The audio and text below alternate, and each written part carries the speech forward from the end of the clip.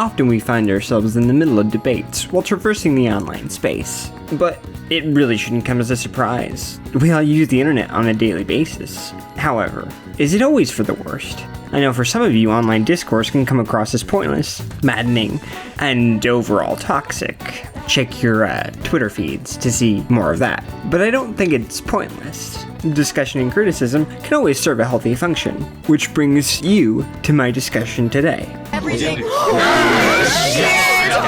What you're watching is the reaction and relatively positive perception of Dehya. Generally speaking, I would say most Genshin fans were pretty excited. I mean, just take a look at these people right here. I would also say female characters tend to get the most love from the developers as well as the fan base. Go figure. But that was just the initial reaction. They had to follow this up with a well-written character. And I would say they succeeded. Dehya's overall reception was extremely positive, and most of the fan base was looking forward to getting this character. But here we are, later on, with her release, and let's just say it didn't go over so well. You might find that she's a little bit different from your initial impressions. Oh boy, where do I begin? Let's start off with Dehya's main role. She's a tank. The tank, entirely useless. Oh no.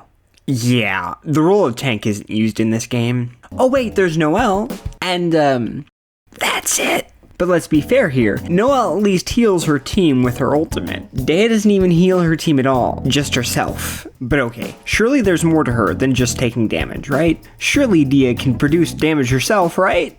Right?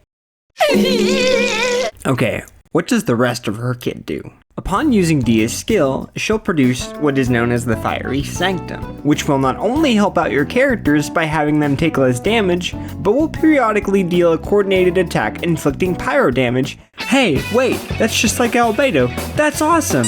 Oh.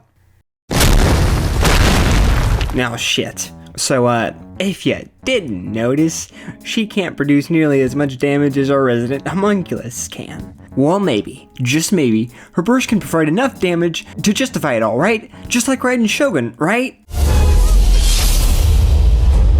Twinkle, twinkle. This is not okay. Okay, I know it looks bad, but surely we'll get a buff for her kit. I mean, they just can't release a character in this bad a state and expect people to pull for her. I mean, what are they gonna do when they release her limited timed banner the next time around? Dehya will not be an event-exclusive character. She will become available in the standard wish. So that's how it is. Now, I could just leave it here and say that she's a bad character. Yes, she's still usable, but very clunky to play. And yes, you can still use her in Melt Ganyu, but it's not ideal. Our resident Coco Goat has better options. You can use her in Mono Pyro, but you're better off using Klee. Yeah, let that one sink in. The 5-year-old toddler is better than the grown-ass adult who's supposed to be, like, a desert mercenary. But there's still one more thing I have to mention, and I'm honestly surprised no one's really brought it up. So, there's this theory that's roughly a year old, and it starts with the Chinese community.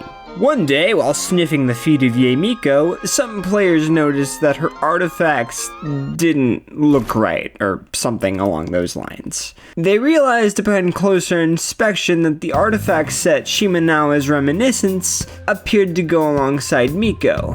After all, Shimenawa is a ceremonial robe that is made from straw. Not only did the description fit the priestess, but also it has visual similarities. It fit her perfectly, except it really didn't. Using this artifact set on Miko is akin to equipping her with a wet paper towel and sending her into the spiral abyss.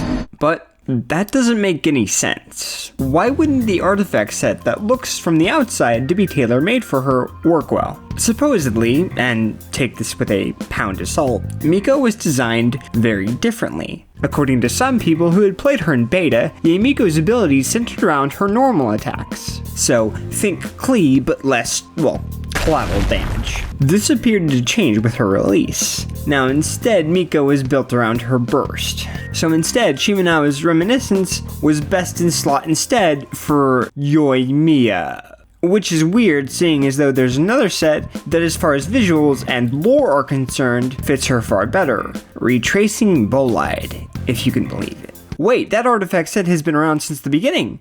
Was Yoimiya supposed to come out way earlier?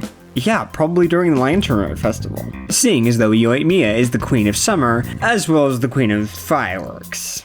Okay, so Mika and Yoimiya may be the result of Hoyoverse running a little behind. But surely other characters are just fine, right? I mean, look at Kazuha. He works perfectly, right?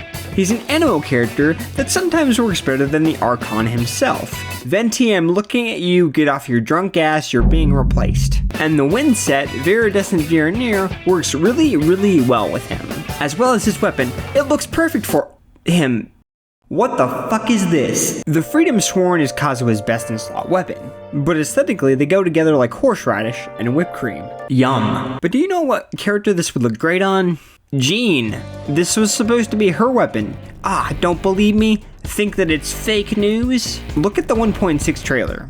Jean's holding the weapon. The Freedom Sworn was supposed to be her weapon. Mondstadt is the city of freedom, and Jean is its acting Grand Master. During this update of 1.6 centers around Klee, the Traveler, Barbara, and her older sister Jean. Of course this was supposed to be her weapon, but at the last second the developers had to make a weapon for Kazuha and probably ran out of time. But don't worry, they'll just give you his weapon at the end of Kazuha's story quest. That, doesn't work for him at all. But you know who it does work for a little bit? I'll give you a hint. It's Jean. But instead of making Kazuha's unique weapon and giving it to him, they ran out of time and decided, hey dude, here's this knight sword.